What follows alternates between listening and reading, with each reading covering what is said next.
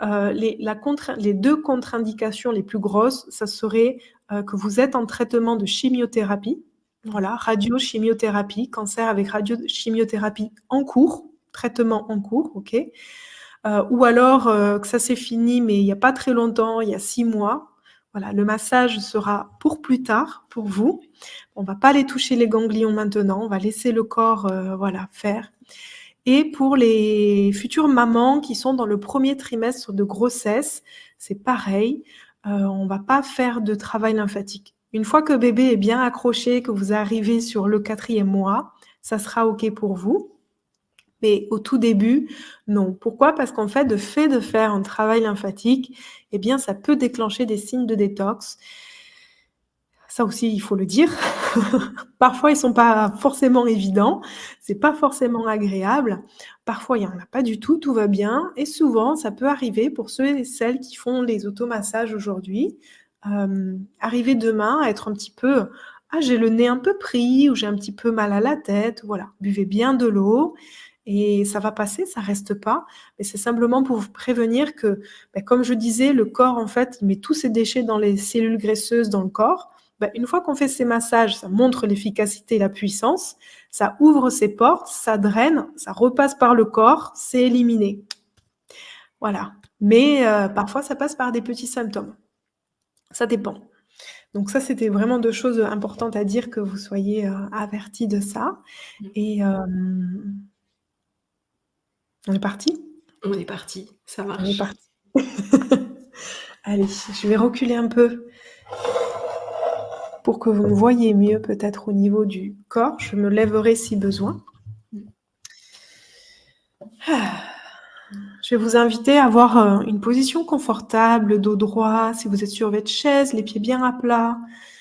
Si vous êtes assis en tailleur, le dos droit. À relâcher les épaules. À faire une profonde inspiration. Longue expiration.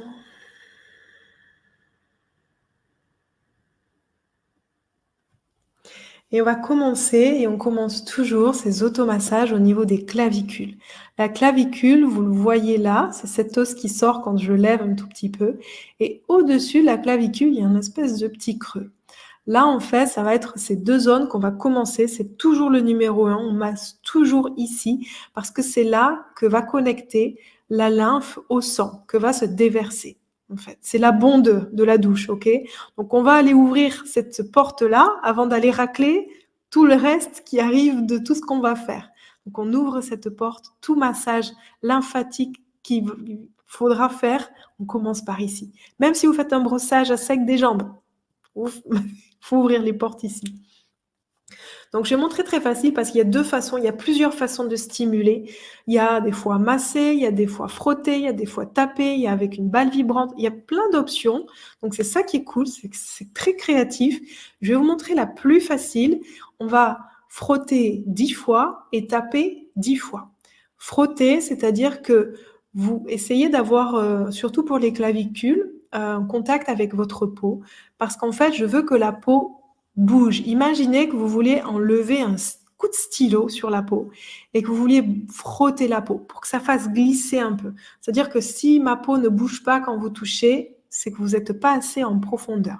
Ça ne doit pas être douloureux, la pression est vraiment superficielle, c'est vraiment avoir cette sensation, voilà, comme fait Charline, d'avoir cette peau qui bouge. Allez, on fait ça 10 fois. 1, 2, 3, 4, 5, 6, 7, 8, 9, 10. Et avec la main à plat, on va taper dans cette zone de façon à ce que ça fasse écho. Alors, je vais peut-être pas le faire trop fort à cause du micro, mais n'hésitez pas à ce que quand vous tapez, il y ait vraiment cet écho à l'intérieur. Je vais protéger peut-être le bruit. Allez, 10 fois. 9, 10. OK, de l'autre côté. Voilà, première simulation, on passe à l'autre. Ah ouais, ça a bien chauffé, c'est bien. Ça, c'est que le sang circule, ça refait circuler le sang. 4, 5, 6, 7, 8, 9, 10. Et on tape. 1, 2, 3, 4. Super. On va passer au niveau des ganglions du cou. Donc, vous avez la mâchoire, l'angle de la mâchoire, sous l'oreille, là, cette partie-là. Donc, de toute façon, la main, elle est à plat. Vous frottez un peu partout, comme ça, vous ne pouvez pas vous tromper. Et vous échauffez pareil, de façon à ce que ça glisse, enfin, que ça adhère à la peau et que la peau bouge un peu partout. 6, 7, 8, 9, 10. Et avec le bout des doigts, vous pouvez tapoter un peu partout. Voilà, pas trop fort. C'est un peu plus en superficialité ici.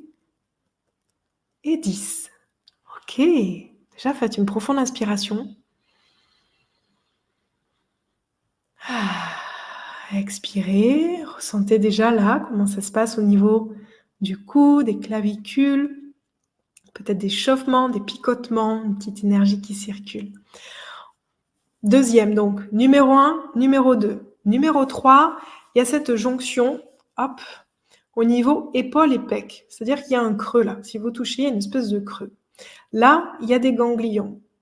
Donc, de toute façon, encore une fois, c'est la main qui sera à plat, un petit peu sur toute cette zone-là, et on frotte.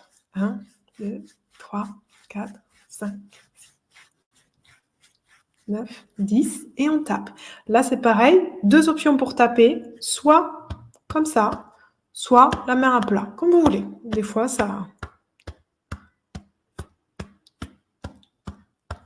Ok, on change.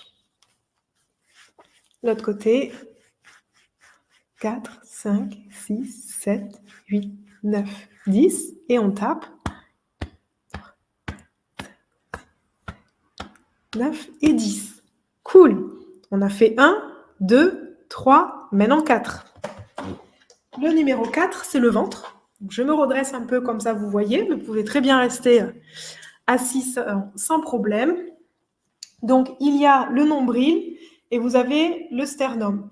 Là, entre les deux, il y a vraiment un des plus gros ganglions du ventre, amas. D'ailleurs, quand on touche, si vous pressez un peu, là, vous allez peut-être faire une grimace.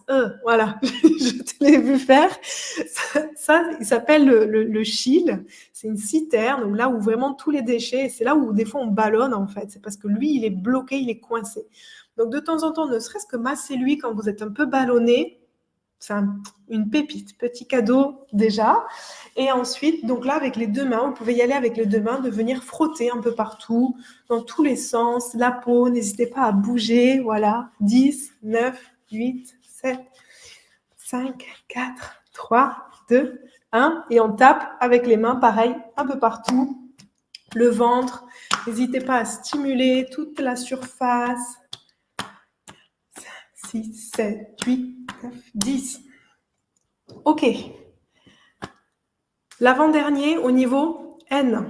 Donc, il y a vraiment, on peut le sentir parce que là, ils sont de façon un peu plus superficielle. Donc, soit vous êtes assise et c'est OK, soit vous voulez sentir un peu plus les ganglions, vous pouvez vous lever comme vous voulez, sans problème. Mais assis, c'est très bien.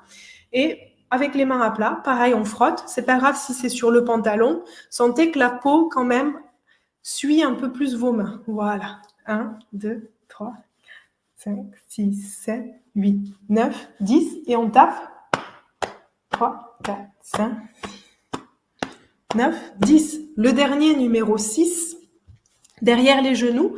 Donc, quand vous êtes assis, juste vous essayez de vous pencher un petit peu avec le dos droit. Je vais me lever pour que vous voyez, même debout. C'est pour ça, comme ça, je vous montre debout pour ceux et celles qui seront dans la salle de bain demain matin.